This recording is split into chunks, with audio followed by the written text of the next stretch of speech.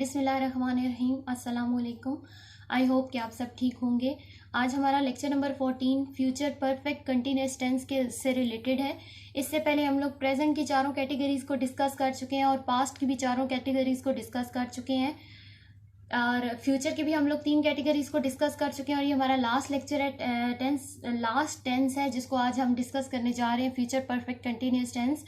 इसके बाद I will try कि मैं एक रिव्यू सारे टेंसेस का उस पर एक वीडियो बनाऊं। आज हम लोग डिस्कस करने जा रहे हैं फ्यूचर परफेक्ट कंटिन्यूअस टेंस जो कि लास्ट टेंस है हमारा। सबसे पहले इसकी आइडेंटिफिकेशन के बारे में बात कर लेते हैं। Future perfect continuous tense, future की पहचान आपकी गा गी गे होता है, गा गी गे होती है और परफेक्ट की आपकी चुका चुकी चुके, कंटिन्यूअस की रहा रही रहे।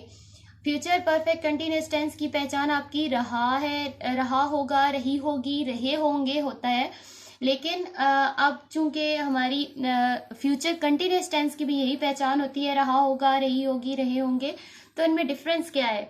सबसे बड़ा डिफरेंस है इनमें टाइम का, कि आपका फ्यूचर परफेक्ट कंटिन्यूअस टेंस में आपका टाइम का जिक्र होगा। जिस तरह अगर हम लोग सिंपल सेंटेंस लें कि वो खाना खा रहा होगा, वो पानी पी रहा होगा, तो ये आपका फ्यूचर कंटिन्यूअस टेंस है।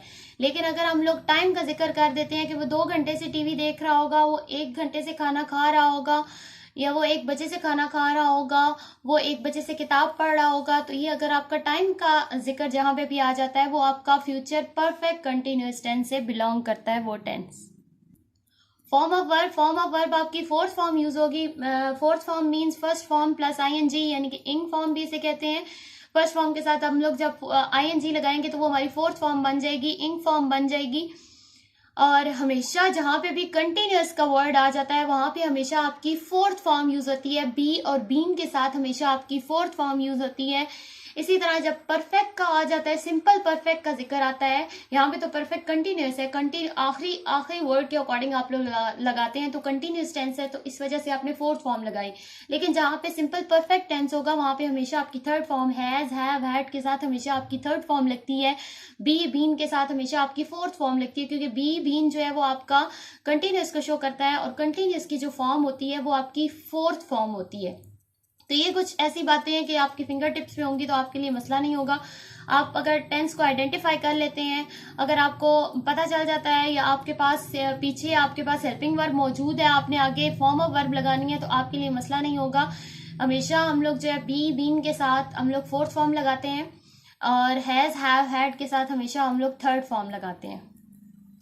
देन आ जाते हैं आपके हेल्पिंग वर्ब। हेल्पिंग वर्ब आपके फ्यूचर परफेक्ट कंटिन्यूअस टेंस में आपके helping verb will have been, shall have been लगेंगे और हम लोग हमेशा आखिरी जो हेल्पिंग वर्ब आखिरी होता है वहां से हम लोग जो है वो अंदाजा लगाते हैं कि इसमें कौन सी फॉर्म ऑफ वर्ब यूज हो रही है। तो बीन यूज हो रहा है तो बीन के साथ हमेशा हमारी फोर्थ फॉर्म लगती है और वैसे भी कंटिन्यूअस टेंस जहां पे भी आ जाएगा वहां पे आपकी फोर्थ फॉर्म लगेगी।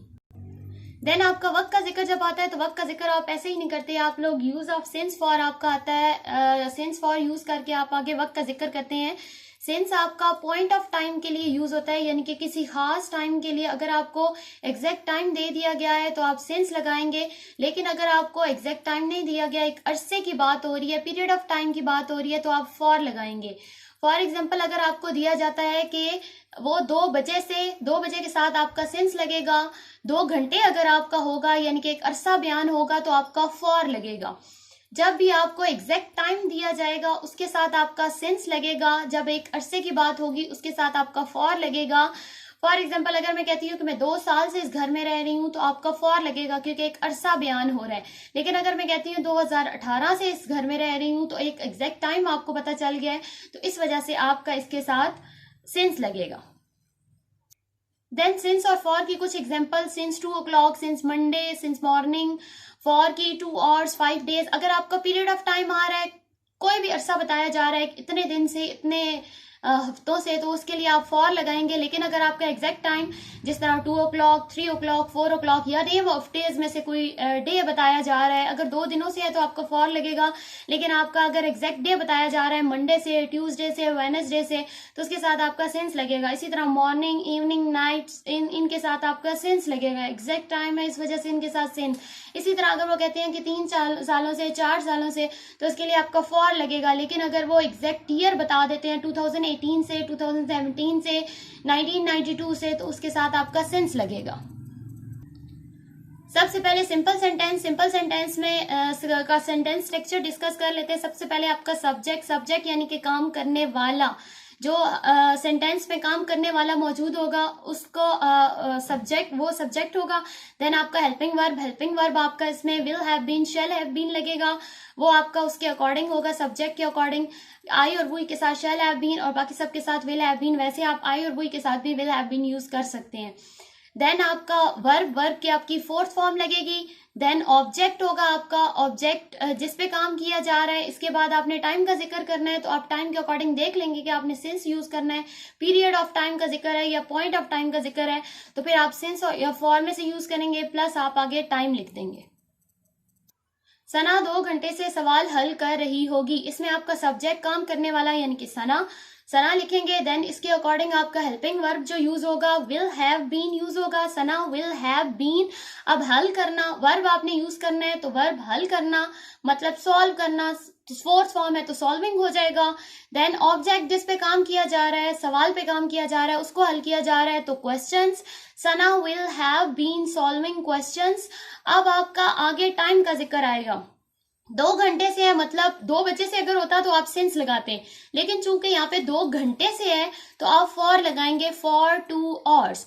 सना will have been solving questions for 2 hours. इसके बाद आपका आ जाएगा नेगेटिव सेंटेंसेस में भी सबसे पहले सब्जेक्ट यानी कि काम करने वाला, जो आपका सेंटेंस में काम करने वाला मौजूद है, ये नाउन या प्रोनाउन की सूरत में होता है। देन आपका विल शैल आप पहले लगाएंगे, उसके बाद नॉट लगा के हैव बीन लगाना है, यानी कि will not have been, shall not have been. इस तरह आप लगाएंगे कि नॉट जो है वो विल शैल के बाद लगेगा, आपका एंड में नहीं लगेगा, पूरे हेल्पिंग वर्ब के बाद नहीं लगेगा, आपका विल शैल के बाद नॉट लग के फिर have been, will not have been, shall not have been. Then आपकी वर्ब की फोर्थ फॉर्म, देन ऑब्जेक्ट जिस पे काम किया जा रहा है, फिर आप टाइम्स के जरिए लोकेट करेंगे कि आपने सिंस लगाना है या फॉर लगाना है, एंड देन आप टाइम लिखेंगे। Subject plus will not have been, shall not have been, plus verb की fourth form, plus object, plus since, for, plus time. For example, doctor 2018 से मरीजों का इलाज नहीं कर रहा होगा, इसमें आपका सब्जेक्ट यानी कि काम करने वाला डॉक्टर है, तो सबसे पहले आप द डॉक्टर लिखेंगे। इसके बाद हमारा जो हेल्पिंग वर्ब यूज होगा नॉट के साथ, क्योंकि ये नेगेटिव सेंटेंसेस हैं, तो will not have been, the doctor will not have been. इसके बाद आप वर्ब देखेंगे, वर्ब आपका क्या है, इलाज करना, ट्रीट करना, और इसकी फोर्थ फॉर्म लगाएंगे तो ट्रीटिंग हो जाएगा। इसके बाद आपका सब्जेक्ट है, सब्जेक्ट जिस पे काम किया जा रहा है यानी कि पेशेंट्स पे काम किया जा रहा है, तो पेशेंट लिखेंगे। फिर आपने एग्जैक्ट टाइम देखना है। अब यहाँ पे एग्जैक्ट ईयर दिया गया है, 2 सालों से नहीं दिया गया, बल्कि 2018 से एग्जैक्ट ईयर दिया गया है, तो आप 2018 लिखेंगे, लेकिन इसके साथ आपका सिंस लगेगा। The doctor will not have been treating patients since 2018। तो ये आपका पूरा सेंटेंस ट्रांसलेट हो जाएगा। इसके बाद आपका इंट्रोगेटिव सेंटेंस आ जाता है। इंट्रोगेटिव सेंटेंस सवालिया जुमला है, तो इसमें आपका हेल्पिंग वर्ब शुरू में आ जाएगा, विल या शैल आपका शुरू में आएगा। ये आपका सब्जेक्ट के अकॉर्डिंग आप सब्जेक्ट को देखेंगे, उसके अकॉर्डिंग आप देखेंगे कि आपने विल लगाना है या शैल लगाना है। देन आपका सब्जेक्ट आ जाएगा, जिस तरह आपने नॉट विल शैल के बाद लगाया था, इसी तरह आप सब्जेक्ट भी विल शैल के बाद लगाएंगे। विल शैल प्लस सब्जेक्ट यानी कि काम करने वाला, इसके बाद आपने हैव बीन लगाना है। इसके बाद आपकी वर्ब की फोर्थ फॉर्म आ जाएगी, फोर्थ फॉर्म यूज करेंगे। देन आप ऑब्जेक्ट यूज करेंगे जिस पे काम किया जा रहा है। देन आप टाइम लोकेट करेंगे कि आपने फॉर यूज करना है या सिंस यूज करना है, उसके अकॉर्डिंग आप यूज करके देन आखिर में आप टाइम लिख देंगे कि आपका टाइम क्या दिया गया है। अब यहाँ पे आपका सेंटेंस है क्या, वो 1 घंटे से फुटबॉल खेल रहा होगा। अब ये आपका सवालिया जुमला इंट्रोगेटिव सेंटेंस है, तो सबसे पहले आपका हेल्पिंग वर्ब आ जाएगा, विल लगाएंगे। इसके बाद आपने सब्जेक्ट लगाना है। सब्जेक्ट यहाँ पे अब वो लड़के का जिक्र हो रहा है, तो ही लगाएंगे, will he have been. Then आपका वर्ब खेलना, तो वर्ब की फोर्थ फॉर्म है, तो प्लेइंग लगेगा, will he have been playing. अब आपका ऑब्जेक्ट क्या है, किसको खेला जा रहा है, फुटबॉल को खेला जा रहा है, तो आप फुटबॉल लगाएंगे, will he have been playing football.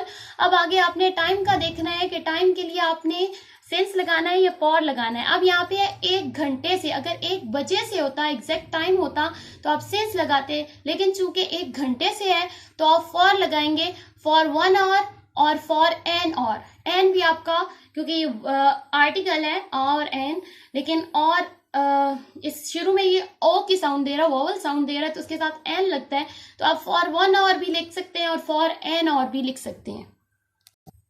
इंशाल्लाह अपने नेक्स्ट लेक्चर में हम लोग एक रिव्यू लेंगे सारे टेंसेस का, और कोशिश करूंगी कि वो अच्छे तरीके से सारे टेंसेस को हम लोग ब्रीफली डिस्कस कर लें। Don't forget to like, subscribe and share my channel. Thank you for watching. अल्लाह ताला आपको अपनी हिफ्ज़ो अमान में रखे। अल्लाह हाफिज।